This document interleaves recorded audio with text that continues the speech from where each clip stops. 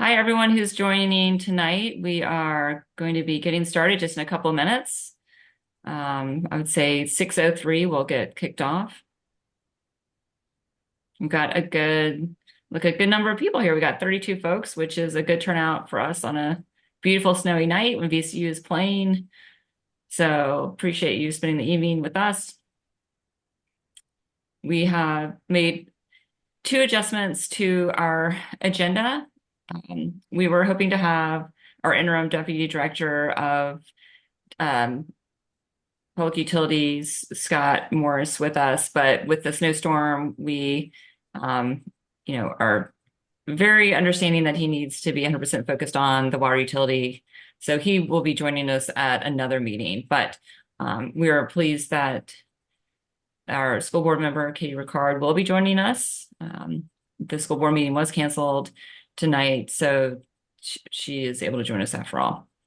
All right, so I'm going to get started here in about just one more minute, a few more people joining in. And with all of our meetings, just as a reminder, it looks like we have some new folks on here. We always record our meetings so that those who were not able to attend can watch it on YouTube later. We also welcome folks to ask questions after each presenter. If you're comfortable asking it yourself, just raise your hand and Sven will unmute you. If you're not comfortable asking it directly, you can message Sven in the chat. And of course, you can always follow up with us afterwards with questions and concerns, etc. But we hope that the information we share tonight will be helpful and of interest to everyone. And we, Sven and I really are honored to represent the second district. So with that, I think we can go ahead and get started. Chief Rick Edwards, thank you for joining us tonight. I think you're going to be giving us a quick update on how things are with RPD. Sure. So right now, Sven, I'll be emailing you the crime stats year to date for the district. So the second district, of which I am a resident, so I live in this district as well. So we're down 13% in all violent crime year to date. We have, I hate to even mention it, but we had last year at this time we had a homicide and we had two non-fatal shootings in second district. We have zero for both of those right now. We're down 13% in violent crime. But what I'm really excited about, and this is a trend that we're seeing throughout the city, is a reduction in property crime. And while certainly violent crime is what our primary concern is as a police department, I know that property crime affects many more residents. So where we're really seeing a drop off is shoplifting, and a big part of that is we have the one of the ABC stores that is in the district. I believe you guys have the Broad Street one in VCU. Is that right, Councilwoman? So that one has been turned to a package store where we used to get this time last year we were getting tons of shoplifting. We now have zero. So the benefit of that is pretty obvious. And but the other thing that we're seeing as another trend is we're starting to normalize our motor vehicle theft reductions. So this is an incredible stat. So last year at this same time, so the first month and a half of 2024, we had 50 motor vehicle thefts. And the majority of those were Hyundai and Kias. We've been having for the last, you know, year, we've been giving away hundreds of these wheel locks. We still have them at our precincts, but that has dropped from 50 to 7. So an 86% reduction. And we believe that the wheel locks are the only way to stop them long term from particularly if you have a Kia or a Hyundai. So if you happen to have one of those, go by your local precinct, either any of them, and just show your ID, show that you have a Hyundai or Kia, and we'll give you one of those for free. The other hot button, so again, 42% reduction in property crime year to date in the second district. Really pleased with that. And nothing really outside of increasing. Just a couple, the one, all of the larceny, we are seeing a bit of an uptake in. That is a general catch-all for thefts. What we're seeing in the second district, though, with that is a focus on package thefts. So we're working with some of the apartment buildings, and we're certainly asking folks if you have a package theft issue to have it delivered when you're home, or even maybe deliver it to a neighbor. because we are seeing what they call the porch pirates. So people coming up on porches, seeing a package and stealing it and leaving. Another update I'd like to give to you all, if you remember last year, we had over in November, we had someone riding around on Broad Street shooting into businesses. They even shot up McGuire Woods with a essentially a very high-powered BB gun. So it wasn't a real gun; it was a automatic BB gun, and it broke tons of windows, caused hundreds of thousands of dollars of damage at McGuire Woods alone at their building, but also hit several businesses right along Broad. So we worked very closely. It happened in Henrico. It also happened in Colonial Heights. We worked very closely with both those agencies, and we assisted in making an arrest of an individual named Aaron Webb. He is being charged with it along with his two co-defendants, young men named Dakota and Sequoia Winters.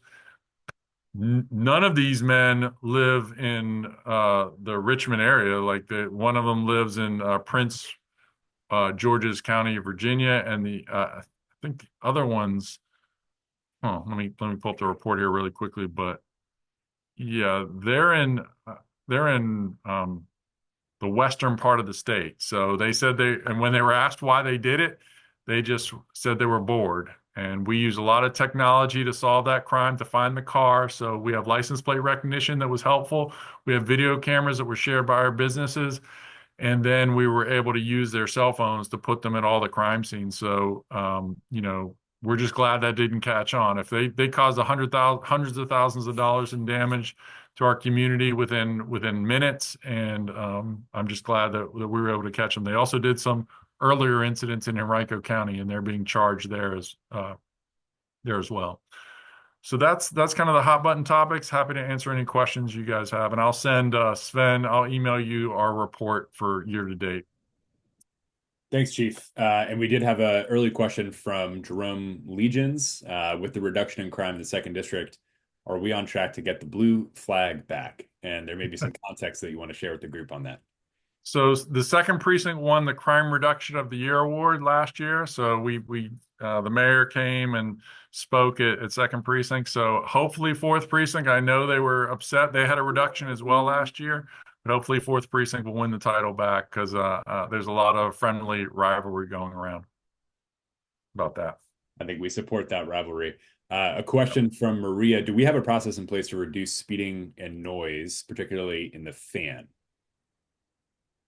Well, if you're talking about speeding specifically, yes, we would ask that if it's not on the high injury network, if you make a complaint to your precinct or council, we will put that on the list. We have motorcycle officers that are higher back officers that they only handle, they're not part of our special operations or traffic division. They work part-time for the police department. They're retired officers. They get on their motorcycles and we let them just write tickets in areas where we're getting citizen complaints.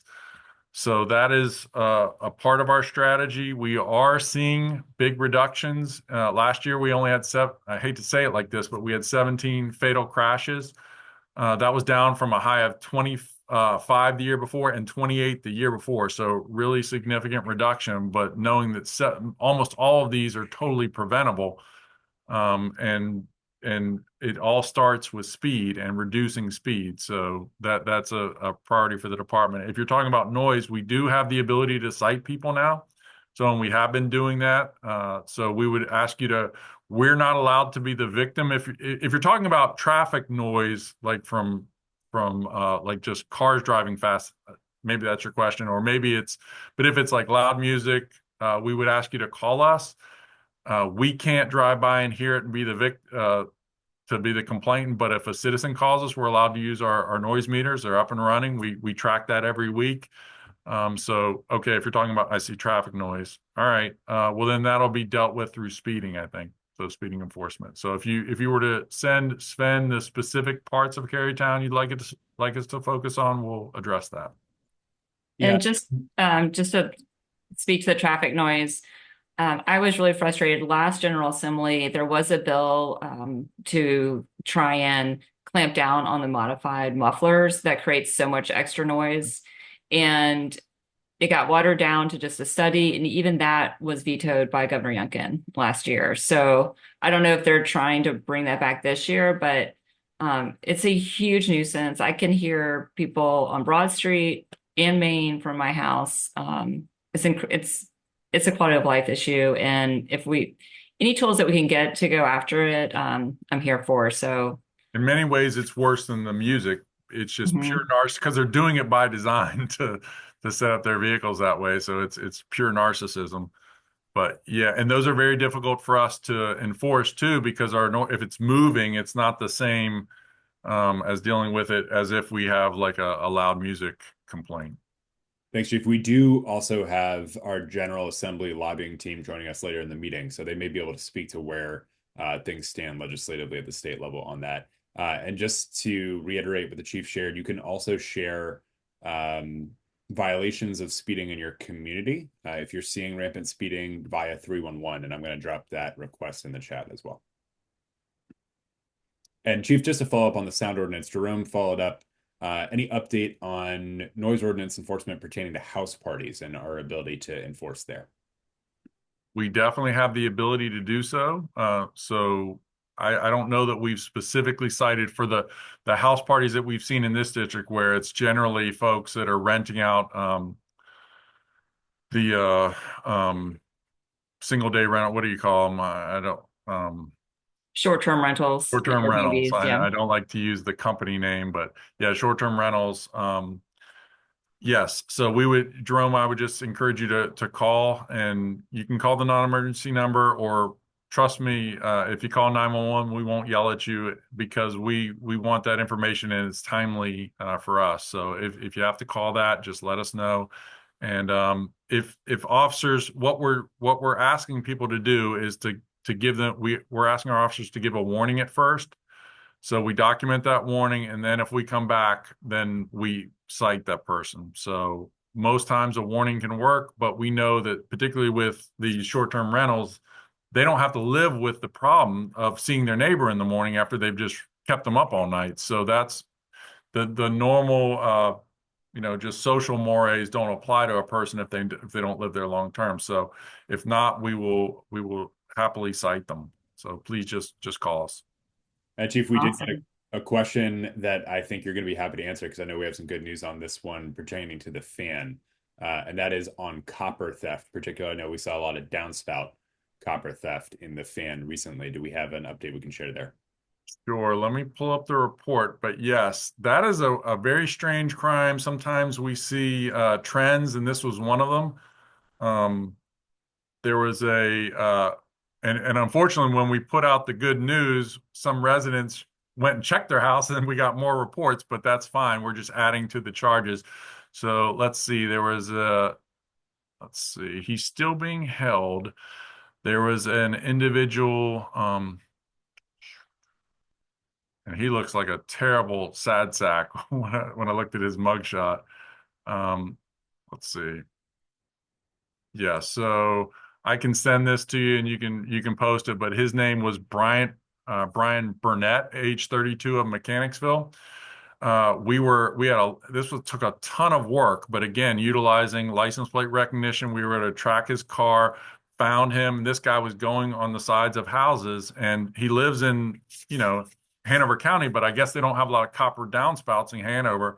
So he drove into the city, into the West End, and was just tearing us apart.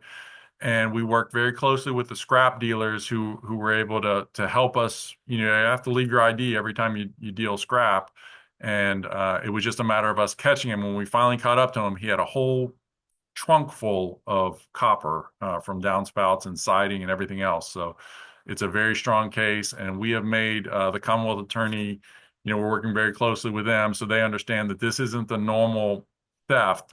This isn't like stealing, a soda from a store. This guy stole tens of thousands of dollars worth of copper from homes, and, really caused a lot of heartache for many of our residents in the West End.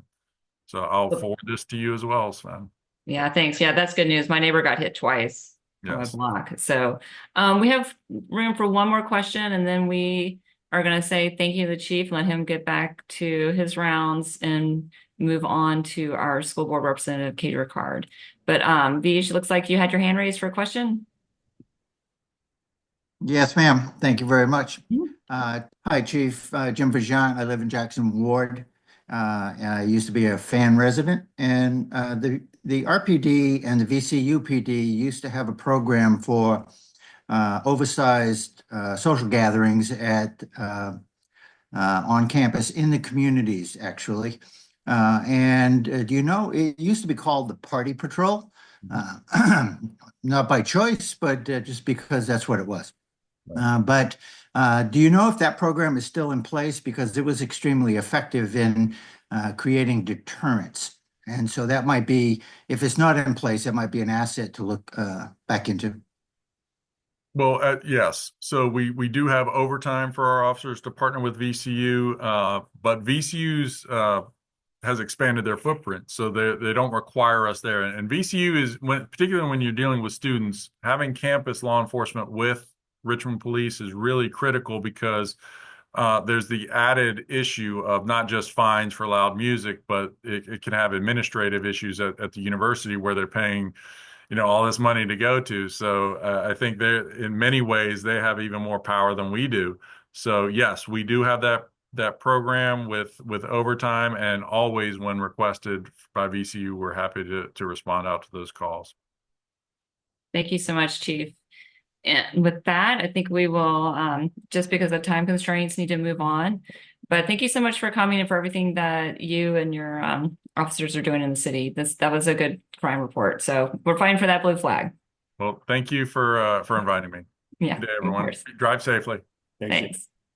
All right, we've got our school board member, Katie Ricard. Thank you so much for joining us tonight. I know you had a schedule change, so it's great that you were able to jump on.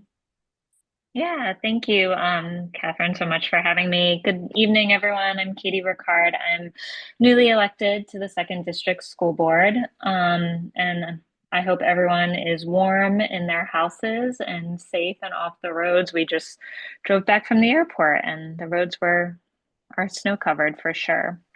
But I'm happy to take questions. I'm just going to give a few updates. We unfortunately, with the weather, with the water crisis, we have had a lot of days off from school. And in fact, tomorrow is another day off, serving as an asynchronous learning day. Because of that, we have had to take back days where students or staff were off. Most recently, the students went to school on Tuesday, which originally was going to be a day off for them and a professional learning day for staff. We've also decided that students and staff will go to school the Monday after Easter, which is April 21st. And there's been a lot of questions about why we have to do that. And so I did just want to briefly explain the reasoning why. Richmond Public Schools does have enough instructional hours. That is not the reason for adding the days. Unlike, for instance, some neighboring counties who have added 20 minutes to the end of their day for March, which is what Henrico is doing. Our issue is that we are now dipping into the 170 day mark. And what that does is it impacts our chronic absenteeism. So the state would then judge Richmond Public Schools chronic absenteeism by 17 days and not 18 days. And that one day could add a whole bunch of chronically absent students, which impacts our accreditation and just in general how we're seen. So that is why we added back the April 21st. And I just wanted to clarify that because I don't think the reasoning was as clear as it could have been. And that's something that we've also kind of reflected to the superintendent, that in his communication on why we're adding back days, that it is clear that it's not due to instructional time, it's due to the total amount of days in our calendar. We're doing these asynchronous learning days so that hopefully we can avoid taking back or adding days, because we don't want to do that. So that is the story on why our calendar has changed. The other thing I just wanted to mention is it's, of course, budget season for everyone. And I wanted to drop in our budget the proposed budget for the superintendent. Oh, sorry, Sven, I just sent it just to you, so I'm gonna send it to everyone now. Originally, I was not going to be able to be on this meeting because we did have a budget meeting for tonight, but due to the weather, it has been postponed till Tuesday, the 25th. I encourage you all to look at this budget document, and if there is anything that you're concerned about or want us to know, or that you think it shouldn't be cut or should be added, or that you think is a really good addition, please don't hesitate to reach out to me, and just let me know so that I know what my constituents of District 2 are concerned about. And once again, that budget meeting has been rescheduled for next Tuesday, the 25th at 6 p.m. And they're always public, and also streamed virtually as well. The only other things I wanted to mention is that Dogwood Middle School's musical Frozen Junior is coming up for any community members who are interested. It's February 27th and 28th at 6 p.m. and March 1st at 11 a.m. There's a suggested donation of $5, but nothing is required. And then the other thing I wanted to mention is that with the redrawing of lines, not only has Dogwood Middle School been added to District 2, so has the Richmond Technical School. And I just wanted to make sure that people were aware that we now have 5 schools within District 2. So that would be Carver Elementary, Fox Elementary, Dogwood Middle School, Richmond Success Academy, and then the technical school. And then I think just a final update on Fox Elementary. I know we've all seen that the cupola has gone on and that things are still looking on track for us to be in the building when students return in August on Hanover Avenue.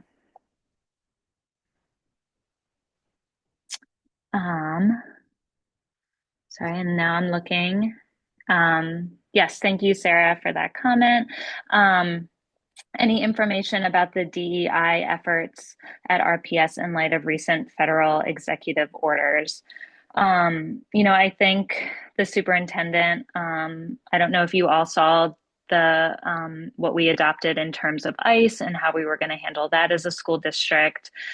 As Richmond Public Schools, we are going to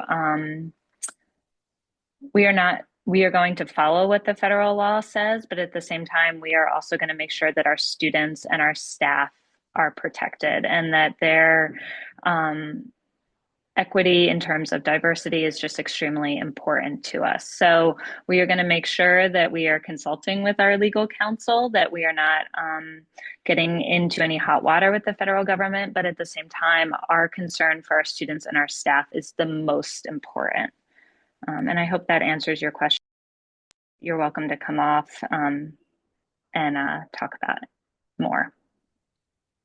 And Janice, I see your hand raised, so I'm going to prompt you to unmute as well.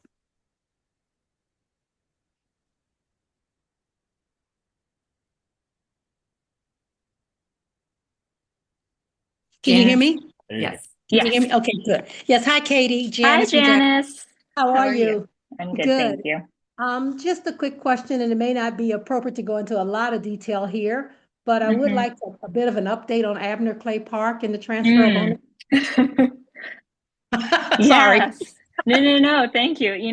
Sven and Catherine and I have actually been talking about this, so I appreciate you asking the question, and I've been in communication with Ms. Dennis as well. Richmond Public Schools did do what it needed to begin the process of bringing Abner Clay over to Parks and Recreation.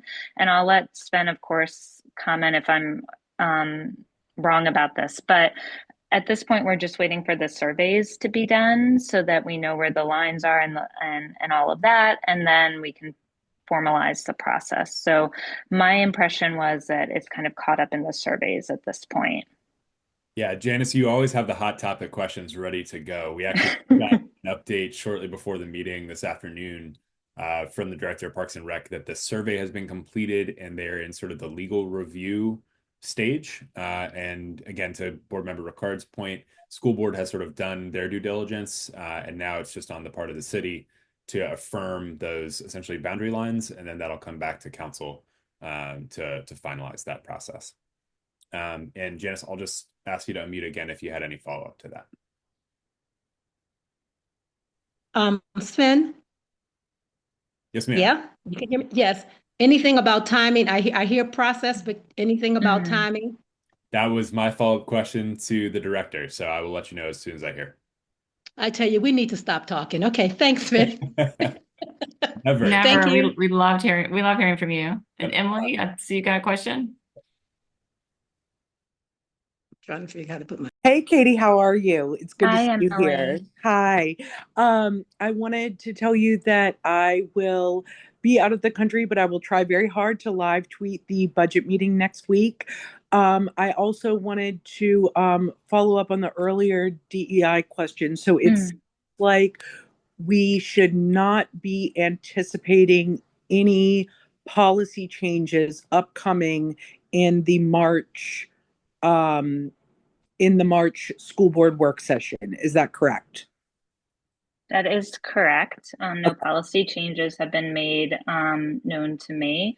We have a very exciting audit policy change on how we're going to show our audit results and things like that. But other than that, it was the policy changes that are on board are ones that, just we need to do and that have been on the Sure. docket. So Things nothing that have been new. on deck for a while.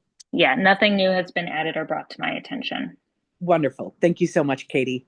Yeah, and in light of all that is going on with the Department of Education at the federal level, please know that we are advocating for our students and our teachers, and that, as Superintendent Cameras always says, that we love all of them here, and that really is what's important to us. But if you are concerned, I just please reach out to me. I'm also going to drop in my link for my newsletter for you all to subscribe to. I'm trying to get it out the start of every month. And that just kind of highlights a few of the things that the board is working on, what's going on in our schools, and also just kind of a hot topic to give some more information about. Thank you so much, Katie. I would expect nothing less from Cameras and his team and from you and the rest of the current school board. I really appreciate you. Thank you. Thanks. Yes, thank you so much, Katie. And I'm just doing a time check here. We have 3 more presenters, so I'm sure that Katie would be happy to respond to any further questions via email. She put her email address in the chat. And if you could just read it out for us for anyone who, perhaps doesn't have access to the chat. Yes, thank you. It's kricard@rvaschools.net. And Sven, I actually have a new email link sign up, so I'm just going to put that in as well. Wonderful. And Ricard, RICARD. Yes, Fabulous. yes. Okay, great. Sometimes I have to join these things by my phone and you don't have access to the video. All right. Thank you so much for joining us. Thank you for those questions. And Sven, I think we are moving on at this point to our finance department. Is that correct? That's right. Wonderful. And really appreciate that Director Sheila White is here. She also brought a fabulous team from her office. And if folks just want to maybe raise their hands if you work in that team, so we can say thank you and acknowledge that you're here. And I believe Jamie Atkinson will be presenting some updates from the finance department. Thank you. Hey there. So I'm actually just going to kick it off and let some of my staff lead this presentation. But good evening. I'm Jamie Atkinson, Director of Revenue Administration for the City of Richmond. I have with me John Liebold, who's the manager for our business unit, as well as 2 subject matter experts from his team, Qunique and Zach. Thank you for inviting us here today. We're going to demonstrate our new RVA business portal. We're really excited about that. And we're going to walk you through some of the functionality, how to access it. And then I also have some tax relief program information that I'll drop in the chat in case we run low on time. So without anything else, I'll pass it on to Q.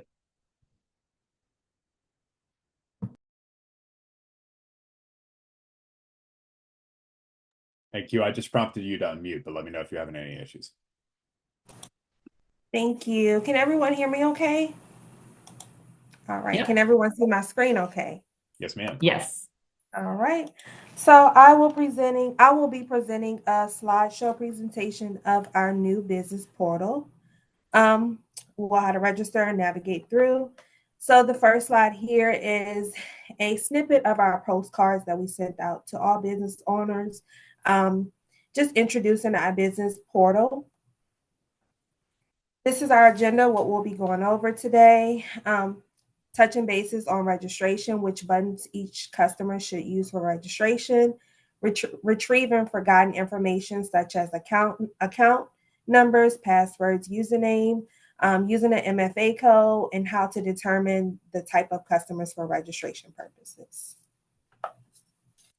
When you log into, when you get to the business portal page, this is the first screen that you will see.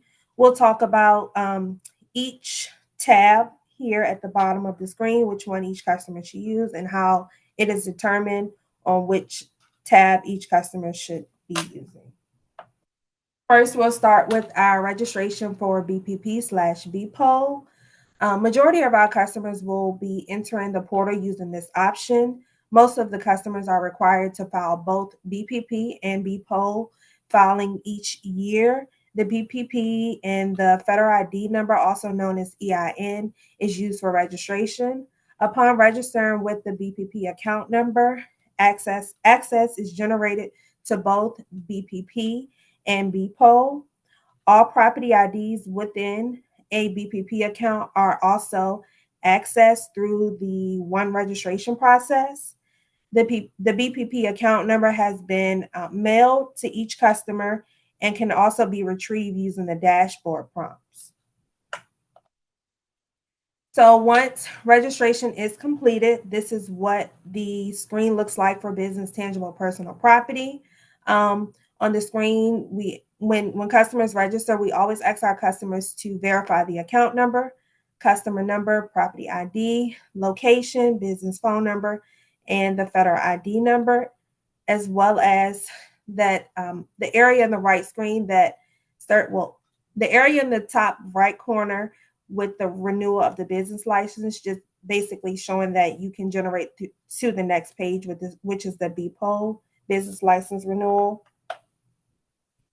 Filing a business tangible personal property, businesses are required to report all tangible assets used for anything business related. This includes items an individual owns but uses for business purposes, such as cell phones, laptop, desk, chair, and etc. These will be reported using purchase dates, not the date the business started using them. Anything intangible, such as softwares, consumables such as nails, screws, chemical ingredients, or held in inventory for sale would not be reported. When all assets, not just newly added assets from the previous years, are reported in the table, you will save and then certify. The certification is the actual submission of the assets and will allow the taxes to be paid, which is a very important step. Peddlers and out-of-city contractors. Some customers are only required to file a BPOL return. These customers' registrations through the out-of-city contractor/peddlers button. This option allows you to renew your license without a prompt to file business tangible personal property, which wouldn't apply to those customers. Registrations occurs using EIN and BPOL account numbers. New business. For customers who do not already have a business license in the city of Richmond, these customers will register using the new business license option. Registrations will use EIN and account numbers when created from that. This will prompt you to provide your SSN and EIN, as well as information for the business, and submit all documentations related to the entity and business. Third-party access.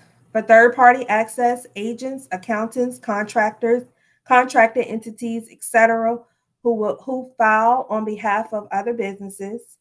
These customers would submit required info for any business they are requesting access to the information of. Once submitted, provided documentations and info will be reviewed by the City of Richmond staff, and in order to approve or deny access to those accounts. Registration. Wow, this is super exciting. I'm just going to interrupt for 1 second, and I'm not sure how many businesses we actually have on this meeting, but I'm wondering if you had some information about the OAPD program. I think we definitely have some folks here that are interested in that, and absolutely, I'm so glad this information is out there. But just in the interest of our time for this meeting, and we've got two more presenters next. Sure. Q, do you just want to skip through to the slides on? Yep. There you go. All right. Thank you So so we have much. two slides, two tax relief programs. One many of you may be familiar with.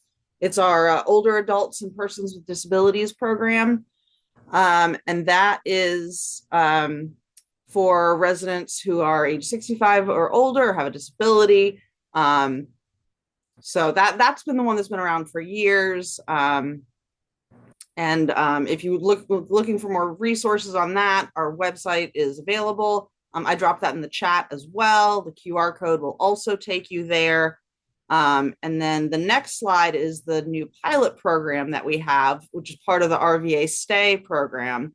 And that's for low-income residents who are housing burdened. So if you spend more than 30% of your income on housing and meet various income criteria, you could be eligible for a grant of $1,200 in assistance. Now, the important thing to note for this is that it is first come, first serve until we expend the full $3.9 million budget. So if you're interested in this, I encourage you to go to our website, find out more information, and apply as soon as possible. We'll be taking that on a rolling basis until those funds are expended. So again, information is available on our website. I dropped that link in the chat. It's also available via the QR code. And we are happy to provide any additional information you'd like on those programs. Awesome. And yeah, I just want to make sure we had room for some questions. And yeah, Ms. Cotman, you were doing a great job on that presentation. Didn't mean to cut it short, but it's just so hard to cover everything in one meeting. And we do have other folks. But at this point, I'd love to just open it up and see if people had questions. And we can also share out the full presentation after the meeting as well, just to make sure folks have that information. Laura Bateman in the chat asks that she recently received a call from the finance team that she had overpaid and was due a refund, but they couldn't tell her whether it was a tax for BPOL, car tax, or otherwise. So don't know if you guys can speak to the specifics of individual taxpayer case here, but is there a best process to follow up? Srin, thank you for presenting that question. So we wouldn't want to share all of her information here on this call, but the best way, Ms. Beaverman, to handle that is I'm assuming you had a call with one of my representatives. If you want to return that call to that representative, or if you want to go through 311, we'd be happy to answer that specific question. Our service level agreement with our customers is 5 business days, so you'll receive a return call within 5 business days, giving you a breakdown of what that refund is for. Great. Thanks so much, Director White. Laura, did that answer your question? And feel free to raise your hand if you wanted to follow up as well.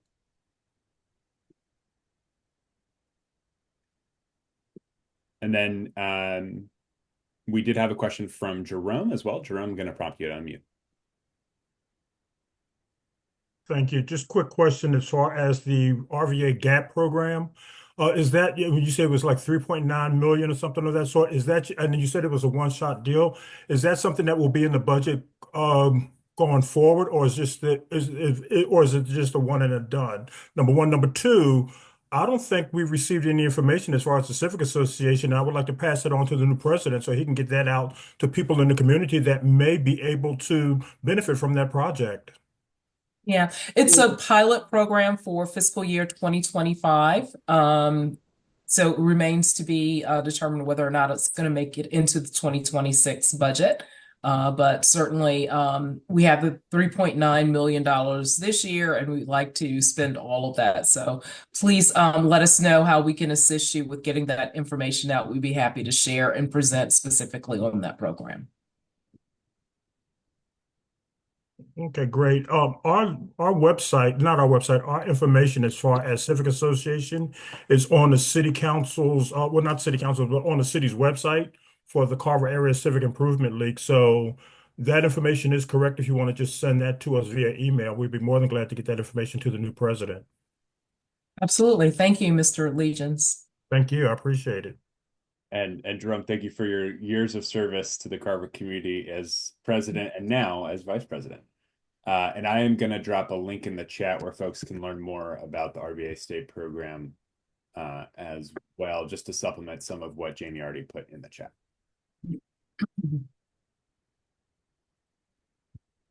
All right. Any other questions for our finance team? Thank you for having us. It's Thank you always guys fun. so much. Really appreciate it. And I know I've used 311 when I had finance questions and was really pleased with how quickly I got a response back. And folks, if you are using 311 and not getting a quick response or not satisfied and feel like you need more assistance, please reach out to Sven and myself and with that 311 information, and we will escalate for you. Thank you guys so much, and have a safe evening. Thank you.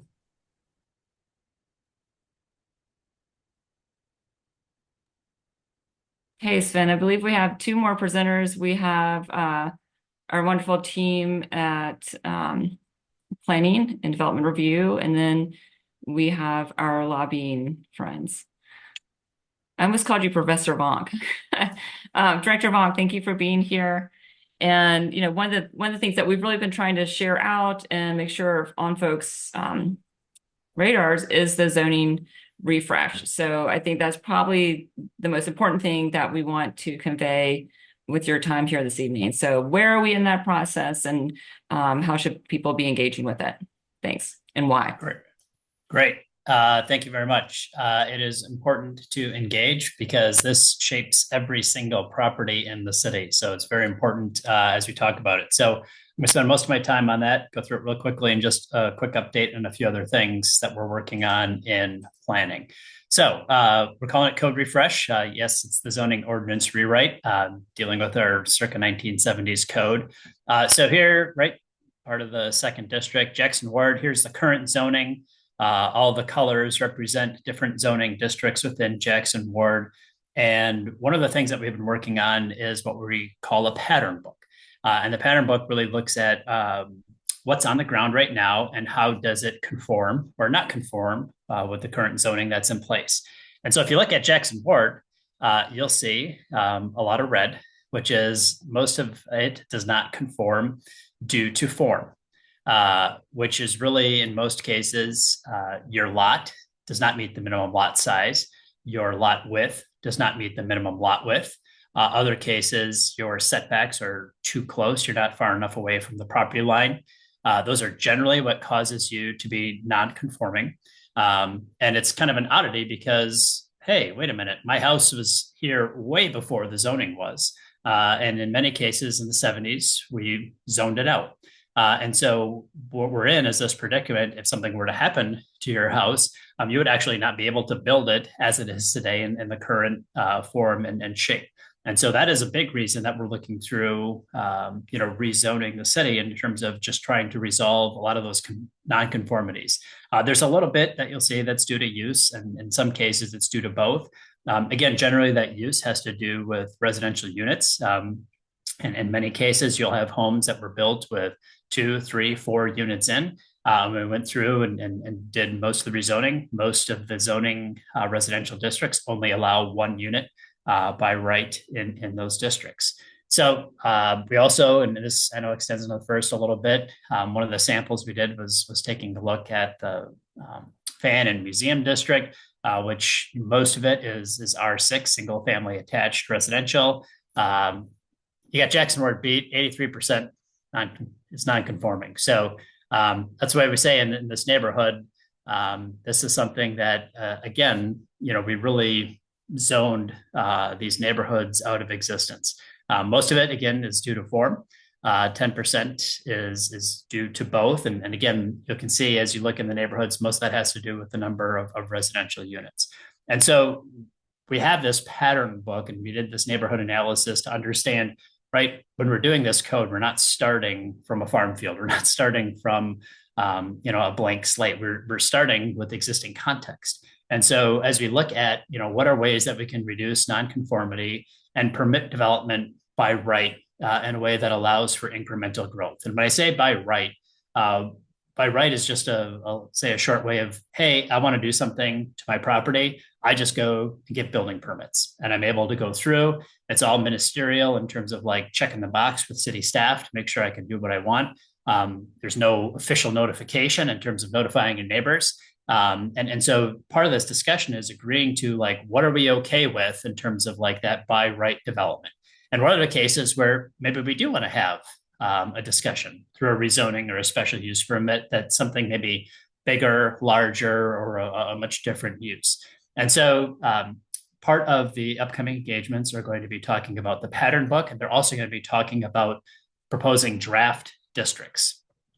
And so what's being proposed, and this has been discussed through our zoning advisory committee, is we have a dozen future land uses in Richmond 300. And the consultants and the zoning advisory committee have come up with, all right, how do we zone to achieve that future land use? And I think it's really important to note that it is not a 1-for-1, and that is there are going to be multiple zoning districts that we use to be able to further this future land use. And part of the discussion is going to be, all right, do these districts generally represent both what's on the ground today and the type of development that we want to see in the future? So these will be part of the boards and displays at the upcoming open houses, which we'll talk about in a minute. There'll also be an online component to provide some comments. But just in short, here's kind of a sample of the different zoning districts that are being discussed. I will say two important things that the zoning advisory committee wanted to put out there. One of them is 2 units by right on every residential property. I know it's been discussed in other communities on whether or not you can have only 1 unit or 2 units. We are sort of in between. By our code allows for a principal dwelling unit and an accessory dwelling unit on properties right now. But they are looking at proposing 2 units by right. And so that is, I think, a big one that we'd like some feedback on in terms of A, is that appropriate? B, if so, in what particular districts and what particular neighborhoods?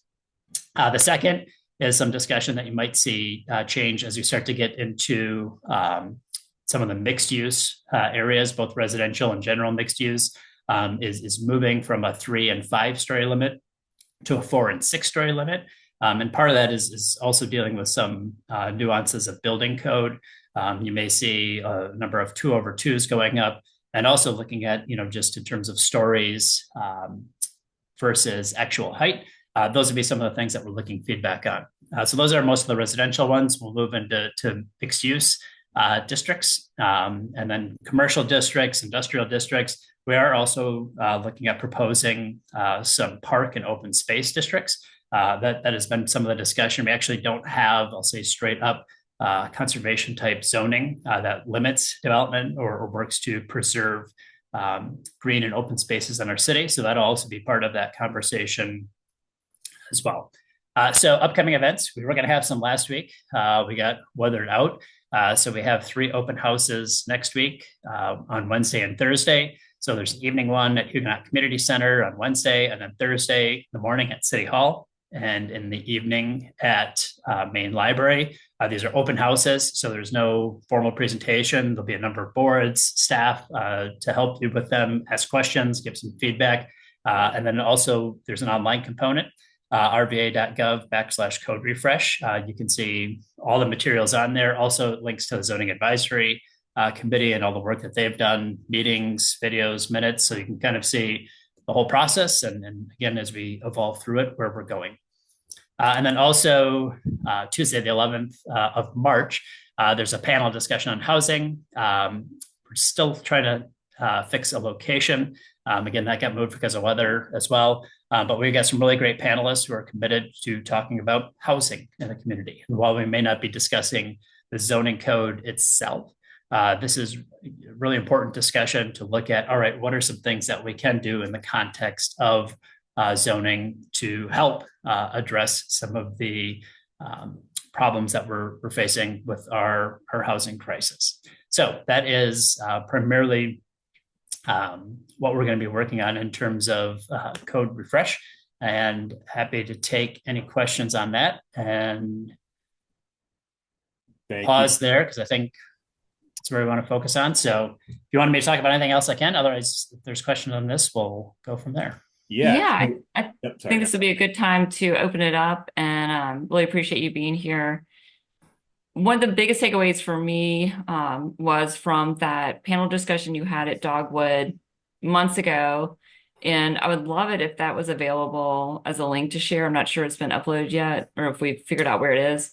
But for me, one of the big takeaways was we want this to make it easier for people to do the things that we want in our communities, and harder in a discouragement to those building things that we don't want to see in our community. So, if we can achieve that, I think it'd be really amazing. But I want to open it up to others who have questions. Thank you. Sure.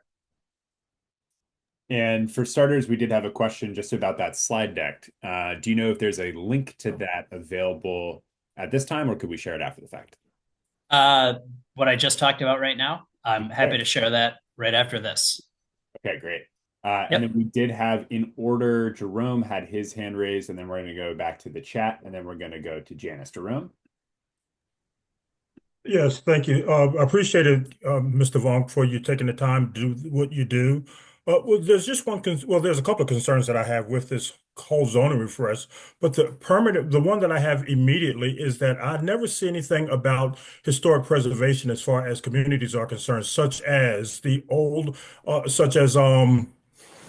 historic Carver residential district, the historic Carver industrial district. By right, if someone decides to buy that property, they can tear those buildings down. And so, Sure. Yeah. so that means the architectural vernacular of this particular community is gone because those buildings no longer exist. Thank you. I appreciate that. I want to answer that two parts. One, and I'll put a link here in the chat, is our the cultural heritage stewardship. Sorry, I'm blanking. Stewardship plan. It is in its final stages, which I'll say kind of sets a high level look at cultural and historical resources in the city. And it's going to talk about just things that we should be doing as a city, I'll say as an entity, but then also looking at different policies that we could adopt towards, and some of it having to do with historic preservation and architectural conservation, both in terms of education, but also fiscal incentives, and then regulatory pieces, which I think, as we've discussed, old and historic districts. And I think two parts of this. One is to be coming probably parallel to some of this conversation is discussion about the overlay district for Carver and the old historic district for Jackson Ward, to bring that conversation to the forefront. I will say as part of old historic districts, that will be part of the code refresh conversation. The first part, I'll say, deals primarily with like the bulk and width of what's being developed. And then later stages, which will most likely come probably later this spring into the summer, we'll start to deal with more of the details about really getting into more design and form. And so right now, we have old and historic districts which regulate character, architectural features like very diligently, and then like kind of everything else. And so what we're looking to do is, are there neighborhoods, are there districts where maybe need something in between that provides some more prescriptive form standards in terms of maybe like, and that's again, part of the pattern book analysis, is to look at, right, what makes this neighborhood? Porches, windows, symmetry, roofing. Are there things that maybe we have overlays to regulate those a little more in between? And then also areas where maybe we do need to look at establishing old and historic districts. So I will say it's two pieces. One, to come in the coming months to bring that discussion to the forefront about Carver and Jackson Ward, but then also overall through the whole code refresh to have those discussions about where should we have old and historic districts in the city. Thank you. Sure. Thanks, Kevin. And just to reiterate what was shared in the chat, Director Vonk shared where you can find the one-stop shop for all things code refresh, including upcoming meetings and things like the recordings that Councilor Jordan referenced for that panel discussion, which was really great. Janice, we're going to go to you. Okay, can you hear me? Yes, I can. Yes, okay. Hi, Kevin, how you doing? Great. How are you? Good, thank you. First, let me strongly echo what Jerome is saying. It's absolutely for us just vital that the historic preservation and the integrity of the communities and the historic fabric and all the stuff you've heard me say 1,000 times over the years be looked at and preserved. So I'm glad to hear that. I'm glad to hear that the Cultural Heritage Stewardship Plan will be taken into account. But also I want to know a little bit about the Richmond 300, and then I have another specific question. But will the Richmond 300 and where you all have positioned the growth of our communities be taken into account? Will we get to really look at that and look at it again, refresh and challenged, or is that kind of in concrete?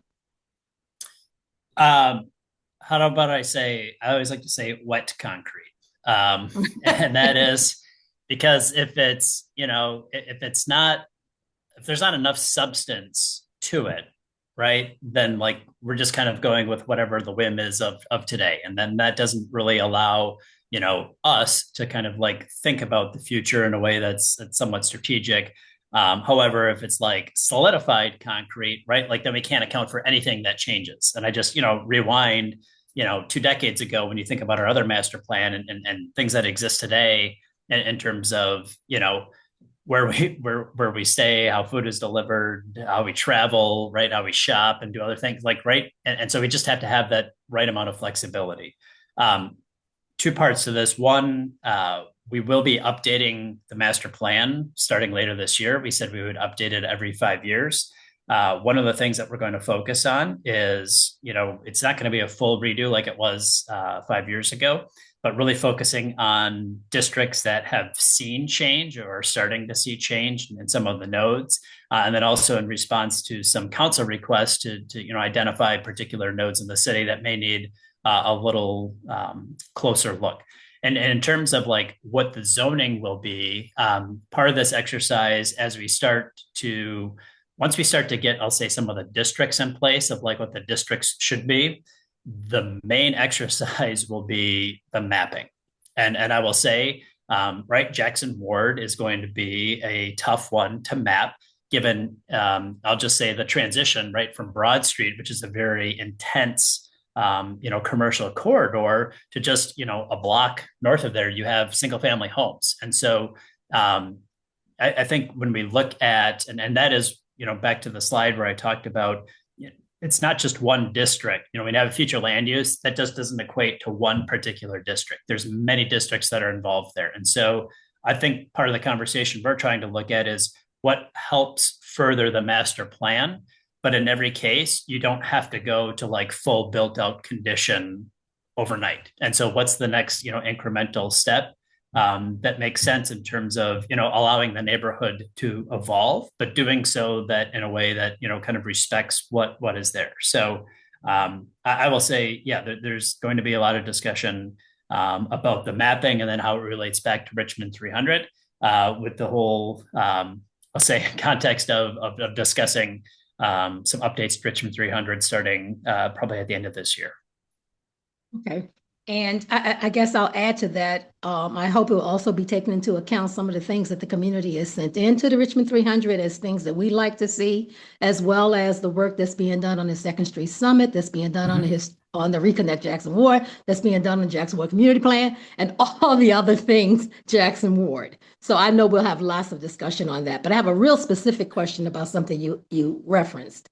Sure. You talked about two dwellings, I think, or 2 structures on a property. 2 dwelling units. So Okay. what the committee has proposed is right now on most zoning districts, you can have one dwelling unit and an accessory dwelling unit. And the accessory dwelling unit has some rules that it can only be a third of the size of the principal dwelling unit, still has to meet zoning requirements. What is being proposed is that you could have 2 dwelling units on a parcel and potentially an accessory dwelling unit. And so that is what is being put forward for the discussion in terms of going from 1 to 2. And I will say, it doesn't mean necessarily 2 structures. It could still mean 1 structure. And these are some of the things I think that warrant, the bulk of our discussion in terms of what one, would you allow for 2 units? And if so, what does that look like? Does it matter if it's in 1 structure or does it matter if it's 2 structures? That is one of the things that I think the advisory committee really wants to hear from the public on in terms of how we further that discussion. Okay, and I don't want to drag it out, so I'll just say that I've gotten a little confused because the soundbite I've heard is duplex, but that's not the soundbite you use. So I don't want to spend a lot of time on it. I could come offline with you on that. Yep. But So yeah, and I'll just say, a duplex is one way to get 2 units on a parcel. And so it's looking at on a parcel, on a lot, how do you get 2 units? And sometimes that can be in a duplex, There's 2 units in a building. Maybe it's a side-by-side, maybe it's an up-down. Sometimes it's 2 individual structures, So there's actually 2 buildings on there. And those are different ways. Again, I think that's part of that conversation is, okay, if 2 units, and then if 2 units, what does that look like? Because there's a lot of ways that you could arrange those. Thanks a lot. Sure. Thanks, Janice. All right, we've got a question in the chat, and then Jerome and Vij, I see y'all's hands raised as well. Mitch asks, would the establishment of historic or architectural preservation policies be implemented at the same time as the code refresh being implemented, or? Excellent. Sure. So I think I will say the discussion about Carver, Jackson Ward are a little ahead of it because of Councilmember Jordan's request to have us look at that. Most of them, I would say, would come at the time of the new zoning ordinance. So as we look at the old and historic districts we have in place right now, how those carry through to the new ordinance, if there's discussion about adding old and historic districts, that would be the time to do it. However, there is, it's a living document. So there could be ones added to it in the future, upon community will. And I think that's part of the cultural heritage stewardship plan, is to start getting a better inventory and understanding of the architectural fabric of different neighborhoods and maybe make recommendations to add them. So I will say the ones that exist now, will carry over to the new one, but that doesn't mean that others couldn't be added in the future. Okay, great. And Mitch, feel free to follow up in the chat or raise your hand if you had a follow-up to that or a clarifying question. All right, Jerome, and then Jim, and then I think we may have time for one more after that. Yes, thank you. Excuse me. There are a couple of things, and I'm going to make them really brief. One, I saw in another document that you were talking about a campus district, I guess, for the most part. And is there any more information on that? And when I think about that, I kind of think we're already that district, considering the kind of housing that we have here that has been built in Carver over the last 15, 20 years. But then also, too, what about streetscapes for the most part? Are you looking at streetscapes as far as planning is concerned? Because we're really not talking about green space, additional green space. And then I guess the last thing that I'm looking at is traffic studies. Because of the level of density, will there be some aspect of the code refresh for traffic? And that may not be in your will. That may not be on your in your wheelhouse or on your table. Sure. So get the questions right. So institutional district, it's being discussed, and again, online and at the open houses, there'll be some more broader descriptions of what is proposed in each of these districts. Right now, that's just talking about form. As we move into the summer, it'll also probably be talking about uses. The institutional district, I think, is being proposed as something for single entities that own large parcels that have a variety of buildings. that interact with each other cohesively. So, for example, Virginia Union, part of like the Veritas campus. I don't, part of the VMFA campus, even though they're not, I'll say they're a federal institution, things that like have large properties that are generally contiguous together is the thought of institutional zoning, that it's contained for a single ownership. In terms of streetscape, the zoning code itself only deals with the private realm. So what is behind, right, the property line, it does not talk about, I'll say, things in the public right of way. With that, I think there's interest and maybe as we move forward in the future of talking about ways that we can make a more cohesive, unified development code that some communities have looked at. And that is, all right, what's the private side of development? And then also like, what does the public realm look like in terms of how that develops on different streets? I will say one of the things that we're working on and would like to do as part of this exercise is talking about, making sure we have collaboration between transportation and land use. And so, and again, this are some of the tensions that we talk about, right? Broad Street, which is a very wide corridor and contains, capacity for a lot of traffic and contains, the bus rapid transit system. And like, how do we make sure to develop that in a way that takes advantage of those systems, but in the same way, right, it transitions pretty quickly, just a block really away from that.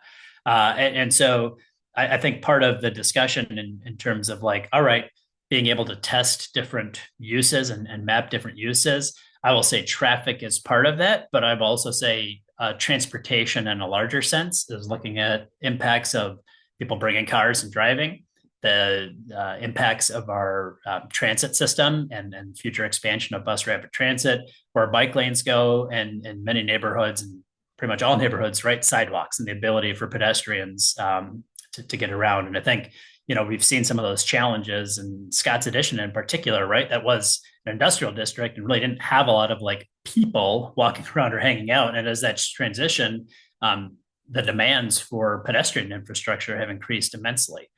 Because, right, you've got a lot more people living there and spending their evenings there and spending their time there. So I will say part of the discussion is looking at what are the impacts of, potential changes to the zoning and how does our infrastructure support that? I think we're going to have a lot of those discussions when we talk about Southside Richmond. Just given, right, as we annex that from the county, that infrastructure was built in a very different way than it was in the city. And so we're running up some of those challenges now, especially when we talk about, providing housing projects that are really, really needed. Thanks, Kevin. All right. And Jerome, I'm going to drop some information to your question about transportation planning about the Richmond Connects process that concluded last year as well. It's not the planning document necessarily for the next 25 years or so for the city in terms of transportation planning, but it's certainly one of them, and it was very much community informed in terms of identifying those priorities. All right, Jim.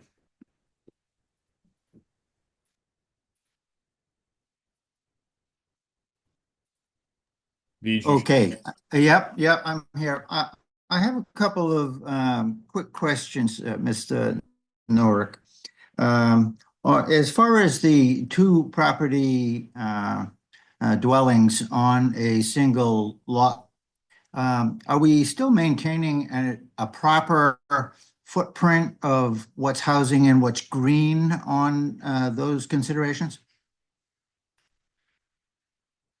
Yes. So part of the forum discussions will be discussions about how much what's the percent of a building that can cover a lot, right? So how much green space has to be provided. And we actually have had some pretty good internal debates about, building coverage versus like impervious coverage. Like, does it matter if it's a house or a driveway or a garage? Like, is cover? But yes, there will still be regulations for how much of a lot can be covered by something in the various zoning districts. That still will be a part of the regulatory framework.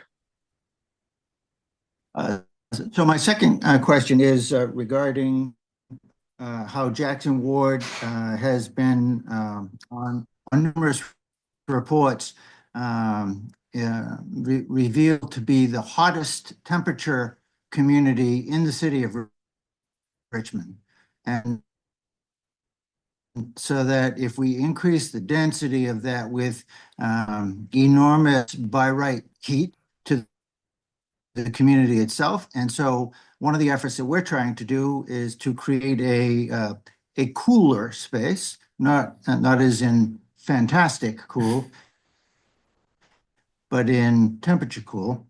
That takes a precedent because it evolves into quality of life, which I haven't heard much of regarding the residents for the community of Jackson Ward. So will the by right developments be increasing, in your opinion, with the new plan, or is there opportunity for it to decrease? Sure. I think in terms of, I would say, by right will be increasing to the degree of allowing somebody to build something that is pretty close to like what already exists in a neighborhood. And what I say that, what I mean by that is right now we do have a lot of special use permits, especially in R5 and R6 zoning districts, to build a single family house in a neighborhood of single family houses. But the reason that it's there is because the lot is 45 feet wide instead of 50 feet wide. That's the only reason. And everybody else's lot in that neighborhood is also 45 feet wide. But because they got built before it was zoned, they didn't have to go through. Now, if something happened to those homes, they would have to go through that special use process. So I say in terms of like increasing the by right activity, I think the intent is to allow for things that, you know, already exist in the neighborhood to be built by right. In terms of, I think one of the other pieces that will be coming out later this spring is the Zoning Advisory Committee is going to convene a number of working groups like they did with Richmond 300 that are going to be opened up to members of the community to really look at a code through a different lenses in terms of looking at it through an economic development lens, looking at it through a housing lens, looking at it through a sustainability lens. And we've already engaged our partners in the Office of Sustainability and having their commitment to look at things about, all right, what are some things that we can do in the code to ensure that we're also not only achieving things in Richmond 300, but an RVA Green 2050. And so whether that might mean, again, like was mentioned previously, in terms of like the amount of open space, or like what does that open space look like? Because there's a huge difference whether that's like a turf grass or a bunch of mature trees. And looking at, all right, in some cases, materials, like there's a big difference between a black roof and a white roof. And so looking at some of those things that we may be able to work at as we get into some of the details for different districts. So my final and third question is regarding the development of Jackson Ward in a way that is almost counterproductive to the quality of life concerns and the comments that many of the members of our community have put forward about actually giving Jackson Ward back its heart and soul, because it was ripped away in 1950 with the Interstate Highway Program, as you well know.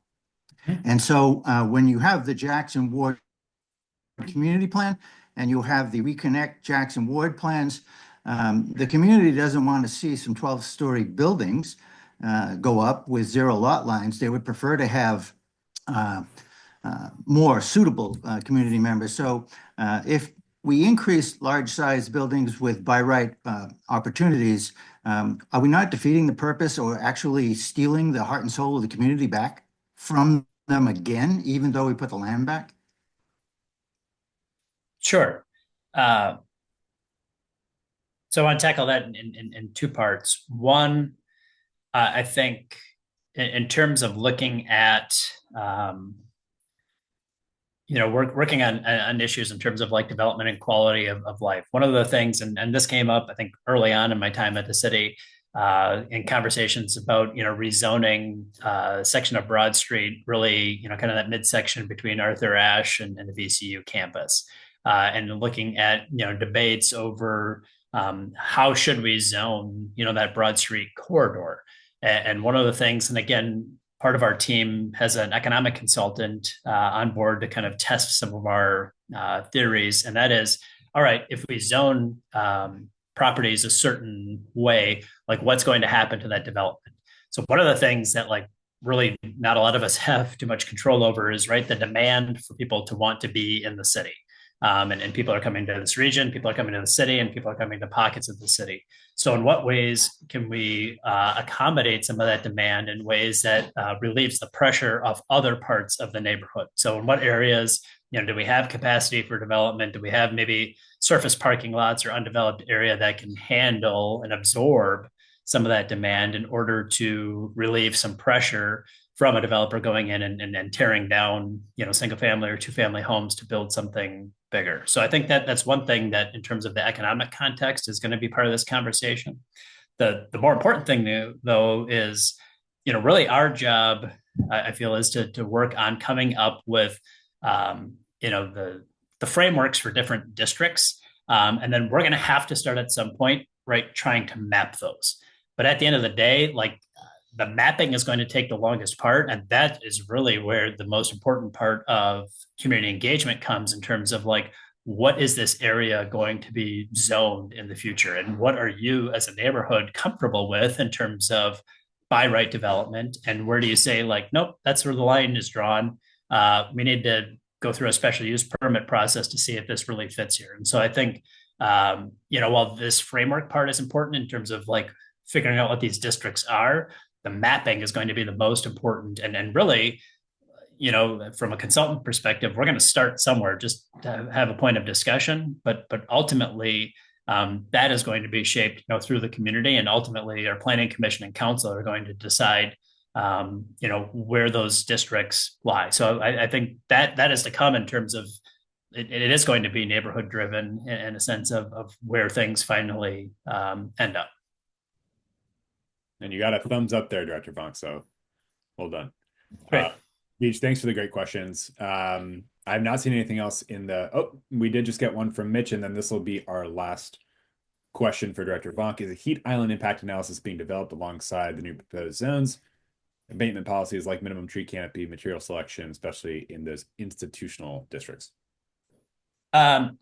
I'm not sure how deep of analysis specifically we're doing, but that is going to be, I will say, one of the working groups that's going to come out in terms of the discussion, is to look at it through the frame of sustainability. And I know heat is a big part of that. And so that is going to be part of the discussion. I can't say exactly what the recommendation or regulation will be, but that is going to be part of the discussion moving forward. And again, I think part of as this goes through, we're going to be doing some tests, and I've said strongly, we're going to be doing some economic tests to say like, okay, if we zone this, what may happen? And in some areas, nothing will happen. And in some other areas, you may see a lot of development. And so I think with that, maybe some things we discuss is, maybe some other what if scenarios in terms of, I think, environmental impacts, traffic impacts, transportation, those would be some of the tests that we talk about along the way, so that we can, be more confident in our decisions. Great, thanks. And good follow-up question, Mitch. Mm-hmm. All right. Yep. Yes, I was just going to say thank you, Director Vonk, and yes, great questions from the community, and keep them coming.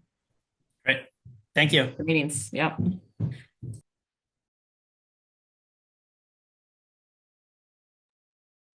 All right. Kathy, we're sorry. Kathy, we're so glad to see you here. I know it's been a very busy General Assembly session as always. Were you on from the beginning to see some of the specific questions we got?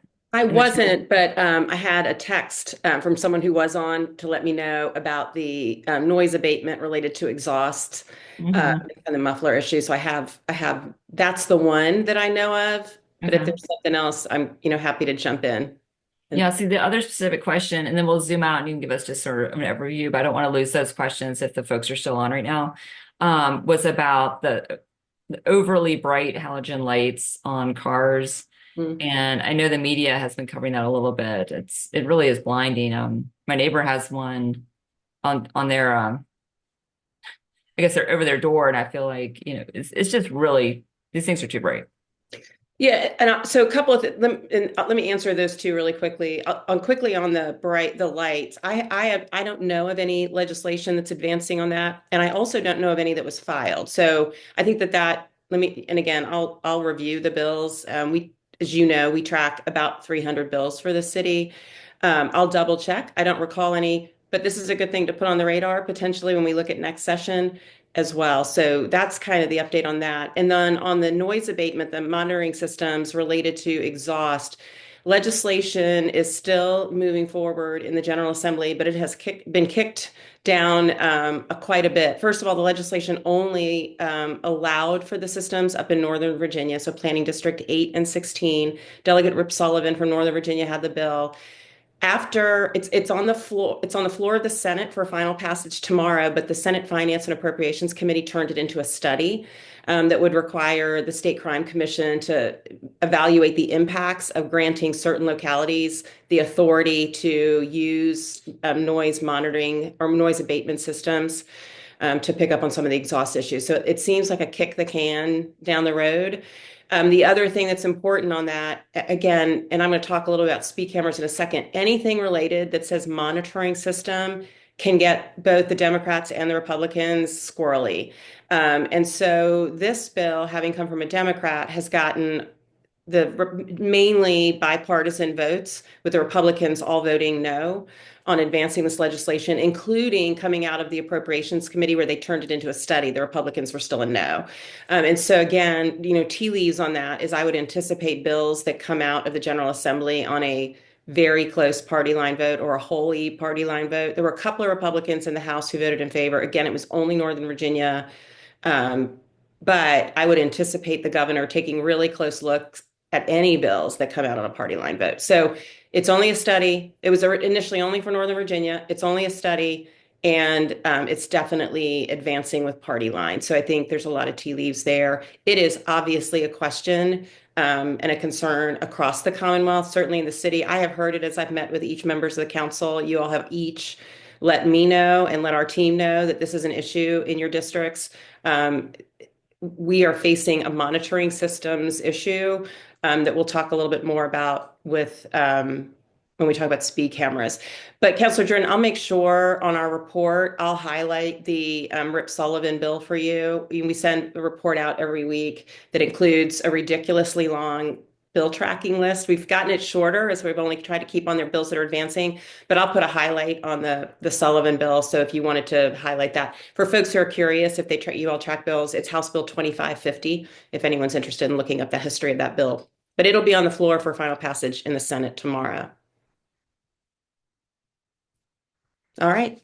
Well, good to be with you as always. Thank you, Councilor Durden, for inviting me along. We are in the final days of session. It's a short session, 45 days. I anticipate we will see the final budget tomorrow, I think. My rumor on the street is that they're done. Keep in mind, the governor introduced his amendments. We are operating under our 24-26 biennial budget. We have a 2-year budget in Virginia. The governor introduced his amendments to that budget in December.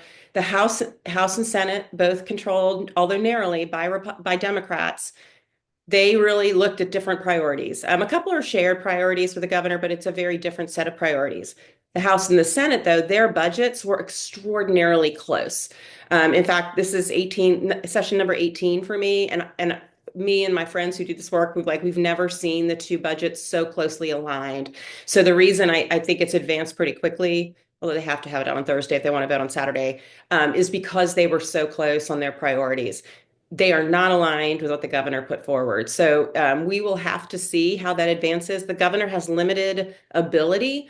No governor of Virginia has ever vetoed a budget in its entirety. He has limited ability on going in with a scalpel and vetoing components of the budget. He has, it's more of a hatchet approach the governor has to take, just the way the budget's drafted. Keep in mind that unlike what you hear in Washington, we hear about the government's going to shut down. Virginia operates on a 2-year budget. So even if nothing, if the governor does veto what comes out of the General Assembly, or it's delayed, or we can't agree, we have a fiscal year 25 and a fiscal year 26 spending plan in Virginia. And so there's no worry about things shutting down at the end of this fiscal year on June 30th, because we have a spending plan for 26. The problem becomes, when I tell you about what the House and Senate have proposed, there's really important spending priorities, particularly in K-12, that will have a huge impact on the city. And so that's kind of where we are on session. The other thing too, and I'm sure your folks have tracked this, the House of Delegates is up for election in November, as is the governor, lieutenant governor, and attorney general. There have been a lot of bills that the Democrats will pass out of the General Assembly that we know will be vetoed by the governor. A lot of them related to reproductive rights, collective bargaining, union rights, voting rights. The governor, we anticipate him vetoing all of those bills. There are 3 items, though, that the governor cannot act on. There are 3 constitutional amendments advancing that are important. And so there's a constitutional amendment on marriage equality, there is a constitutional amendment on reproductive rights, and there is a constitutional amendment related to voting rights, but it's the automatic restoration of rights. And so those three constitutional amendments have passed the House and Senate. The election will happen in November. They will have to go back. That's how we move constitutional amendments in Virginia. They'll come back in the 26th session. And if they pass then, and they have to pass identically to the language they use this session, if they pass then, they will go on the ballot in November 26th. There's nothing the governor can do to stop the advancement of those constitutional amendments. And so while we anticipate a lot of vetoes on things that are important to a lot of folks in the city and across the Commonwealth, those constitutional amendments are advancing. So that's kind of, it's a play on politics a little bit for sure in the election. I bring up the constitutional amendments because the city had a few priorities. We worked really closely with council and the administration to establish the priorities for the city. One of them was related to a constitutional amendment on a long-term owner occupancy program, built on what they use in Philadelphia. It would give localities the authority to create some tax programs specifically for folks who have been in their homes a really long time, to kind of combat some of the gentrification we're seeing across the city. It takes a constitutional amendment to do that, because currently our Constitution only grants those kinds of programs to elderly and disabled. And so we were hopeful, and we tried last year. Senator Hashmi and Delegate Carr each had legislation to advance that. The Democrats wanted to focus only on those 3 constitutional amendments I mentioned to you. So instead, we do have language in the budget, in the Senate budget, to have a review of that program and hopefully be able to bring something the following session. Again, we'll have to see. It was in the Senate budget, not the House budget. So my long story on constitutional amendments: 1, they're important. But 2, one of the priorities, thanks for putting that in the chat, Sven. One of the priorities that the city had was really looking at this long-term owner occupancy program and the ability for Richmond to be able to utilize some of these tax programs to help offset, the rising costs and assessments for some of these properties in neighborhoods where we're losing families who want to stay and live in Richmond. So I'll mention that.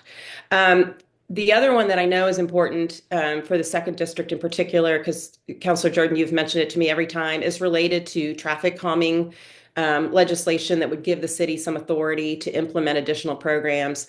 And I will mention, because I like to say this anytime I'm in a district meeting, for any constituent who says to themselves, I just wish the city would, everything at the end of that sentence generally needs General Assembly approval for the city to take action on that. We're a Dillon Rule state, which means localities only have the authorities granted to them by the General Assembly, and cities are in an even more unique position for a lot of reasons.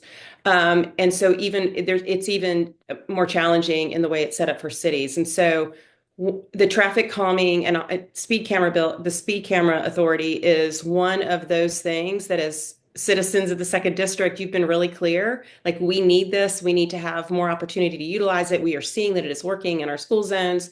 That authority must be to use those cameras must be granted by the General Assembly. And they have only granted the authority for your localities in school zones and work zones. Work zones need a whole VDOT approval system generally, but the school zone speed cameras in particular is something that we have seen in Richmond as they've been utilized. We've seen a dramatic decrease in the speeding incidences in school zones. Very narrow, have to be over 10 miles an hour certain times during the day.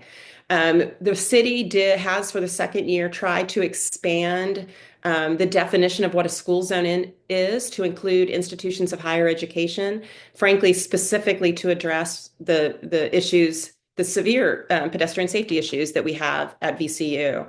And for the second year in a row, that legislation has been caught up in this refusal at the General Assembly just a refusal to advance expansion of the use of speed cameras. We call it the VCU Pedestrian Safety Bill because while yes, if institutions of higher education are considered can be considered school zones, yes, you could use speed cameras there. But there is a significant number of other components associated with traffic calming in school zones that VCU would be able to take advantage of, including increased fees and fines for speeding during certain times of day. And so unfortunately, Delegate Carr had the bill for us in the House and it was never docketed. Senator Bagby had the bill for us in the Senate. It got out of the Senate on a party line vote and then was never docketed in the House because what the House decided was to advance a single vehicle, Holly Seabolt's bill out of Northern Virginia, put all of the speed camera bills in there. Delegate Jones had a couple of bills as well related to daycare centers, expansion of times for schools and things like that. Everything rolled into this singular bill.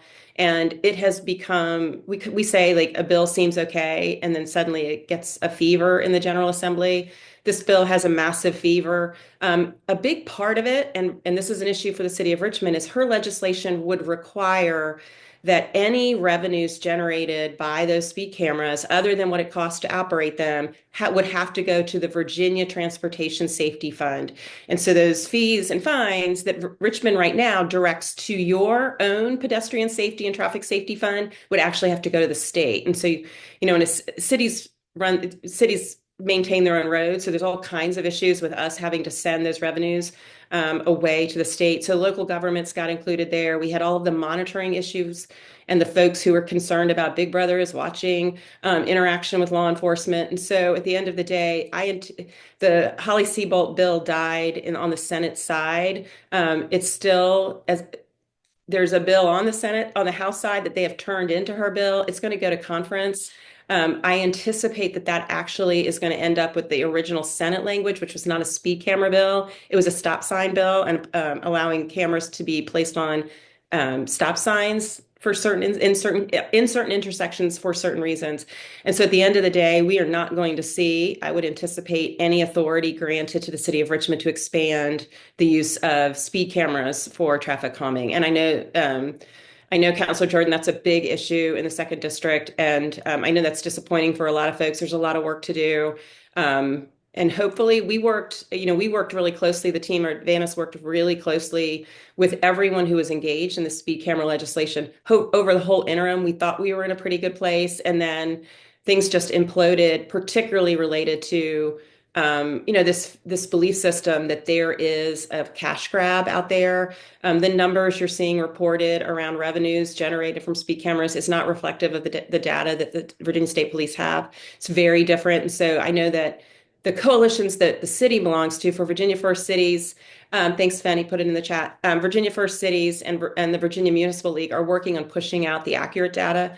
But again, for Richmond, who maintains their own roads, like any revenues that are generated, again, Richmond is designated specifically for pedestrian safety and improvements to keep pedestrians safe. Instead, Richmond would be required to send that to the state fund. And so that was a big issue for a lot of localities. And I've taken up way too much time on speed cameras, I know. Yeah, let's move on that one. Yeah. It is frustrating, but I appreciate the update. We had a question in the chat. Has there been any discussion with enabling easier implementation of safe road design for traffic calming? I know many communities that face roadblocks from VDOT and restrictions on funding as a consequence of state policy. Yeah, not a lot of movement on VDOT, frankly, and again, legislation requiring anytime VDOT gets included or gets any legislation that then has to bring in VDOT and changes to VDOT's authority are always challenging. Again, I'll go through any of their bills that are still advancing, but right now there's absolutely nothing that would change any of the authority VDOT currently has that would kind of clear the I don't want to say clear the road, but clear opportunities for localities to do more around some of the safer road design. So, but I will highlight that for you as well in the report this week. Awesome, thank you. And do you have any advice for folks to follow along the GA, like a website or a newsletter that you think is particularly insightful? Yeah, so a couple of things. Virginia First Cities, you can Google them. They do a legislative report that I know that the members of the council get that you can share. And I think you've shared that one before on your website. That's a really good one with the bills that are tracked and updates. I think that obviously is really good. We're in the final days, and so you can certainly watch floor. There's if you go to the virginiageneralassembly.gov, I think that's the website. You can track bills on LIS, which is a legislative information system, but you could actually watch floor if you're so inclined tomorrow. And the next day, those would be the places that I would encourage folks to go. And again, we'll be sending out our report that, certainly our reports are designed for you to post on your website as well. I will mention, because I do think it's probably important, and I know we're over time a little bit, I just did want to mention in the budget, the biggest implication for K-12 on where we land, the House and Senate proposals are very similar on K-12 and would bring an additional $18 million over the biennium to Richmond Public Schools. And so just wanted to flag that. So the School Boards Association also is a good place to get information if you're really interested on education legislation that's advancing and how the budget advances. But obviously in our report this week, and as soon as we get budget, that will be a big piece of it because, for the council and for the administration, both, that's important as you all look at the city's budget overall. And all of that being said, and I know it's the least sexy item to mention at all, but the combined sewer overflow project, Richmond needs $500 million. The state has mandated that Richmond complete that project by 2035 and Richmond now has a plan to do it that has been approved by the Virginia Department of Environmental Quality. And yet right now the state has been really slow in advancing Richmond any of the funds necessary to complete the project. The council heard it from me, like all of the good things we want to do around housing and education and transportation and the impacts of all of the things you're seeing as Richmond is growing and changing. If the city has to foot a $500 million bill, first of all, the ratepayers can't pick up that cost. We're already some of the highest ratepayers and most socioeconomically challenged ratepayers in the Commonwealth. We're in real trouble. And so we are hopeful to see some money, additional funds set aside for the city of Richmond, but that's going to become an important consideration. I do want to mention that one of the things we have heard consistently from Republicans and Democrats, because they digest, when they're here in town, the General Assembly members digest all the media that we see and hear and read. And that's so important because no matter whether it's true or not wholly true, they're hearing it and seeing it. So I'm hearing from both Republicans and Democrats alike this real hopefulness around the new administration and the collaboration with City Council. The mayor has been really good about coming over and talking with folks, making the phone calls necessary, and really talking about his collaborative work with City Council. And so that is a good new page to turn because unfortunately, when they digest the media in here, there's not a lot of good stories being told, as you all know, about our good city. And so just wanted to flag that as well. But I anticipate CSO and this need for state funding to continue to be a top priority because the city and our ratepayers cannot foot a bill that the state has mandated us for this project to do. So not very sexy, but it is an albatross around our shoulders in the city. That we can't ignore. Thank you, Kathy, so much. It's 7:39. Any General Assembly questions? Sven put the link for Virginia First Cities in the chat. Thank you. Yep, and I will also just flag that in our every week newsletter, we have the signups for delegates Carr and Cousins newsletters. Yep, smart. I want to say Senator Bagby may have one as well. We don't have that in the newsletter as of yet, but if anybody does have that, feel free to drop it in the chat. Yeah, those are great. And I will mention, because I heard the conversation with Dr. Vonk, by the way, last year, an idea from the 2nd District came out and we turned it into legislation. Delegate Carr carried it for the city. It passed and has become law, and it's related to historic preservation. July 1, and I don't know where the city is in creating this ordinance, but it created a system of civil penalties once an ordinance is adopted by a locality for any kind of action on designated historic properties without approval of the review board. And so again, that came directly, I think that was right before bill filing. Someone, you all talked about it in a district meeting. I got an email the next day from Councilor Jordan and Sven. We turned it into a bill. And so just wanted to make sure you understand, keep Yes, talking. thank you so much. Keep bringing that Absolutely. up, because while a lot of my news may not have been exactly what you wanted, we are able to advance issues that are coming directly from constituents in the second district. Thank you, Kathy. Thank you. Wanted to Yes. mention that one. Yep. So Marlene was saying, CSO absolutely so important. What can we do to continue to help pushing for it? Yes, contact state Congress people and senators, 100% contact them, call their offices. You can do public comment if you're available. You can do it virtually even when these bills are up for consideration. I'm just gonna be honest, it's really hard. You have to be very flexible because the meeting times change and things get taken off the agenda or moved forward. But if you have that capacity, it is very impactful to participate in that way.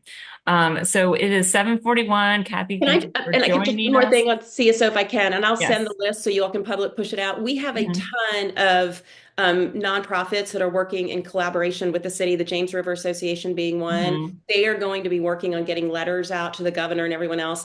I'll get that list of, we call them NGOs, non-government organizations, that are working with the city. And those are really good ways for folks to connect and engage as well. Yeah, 100%. And they're great at giving advocacy training. Like perhaps you feel passionately enough, you want to write the RTD. They can coach you on how to do a letter to the editor that is effective. So these organizations are tremendously helpful. Thank you so much, Kathy. With the last few minutes, does anyone have a question for myself or for Sven? I know we've really tried to cover a lot, and it was, I think, too aggressive agenda. It was longer at one time. So just a reminder, while DPU Director Morris is not with us tonight, he is planning on joining us for our March meeting. So if you want to hear more on the DPU front, he is planning on joining us then. Yeah, absolutely. All right. Thanks, everyone. Have a fantastic evening. Thanks, everybody. Have a good night. Bye.